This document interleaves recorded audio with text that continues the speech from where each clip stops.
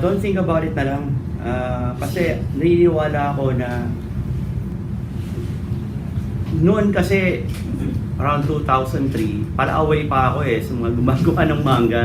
Alam ng mga ibang artist dito yon na ba't ka drawing ng manga Pilipino tayo, gano'n. Siyempre medyo I'm still developing yung aking philosophy about art, Pero as time went on, na-realize ko na yung pagka-Pilipino natin lumalabas whatever we do, kahit pa manga yung style. Titignan ko yung mga culture class ngayon.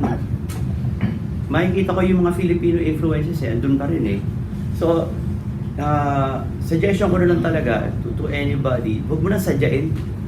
Mas mahirap kasi pag sadyain mo, baka kasi hindi pa maging authentic Just do what you feel is right. Do your best drawing, do your best story.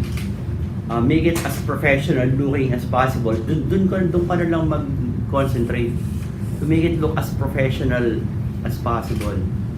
And talagang push yourself to make it the best drawing you ever made, na kapag ginawa mo to, sabi mo, shit, pag ito nakita ng mga tao, patay sila, gano'n.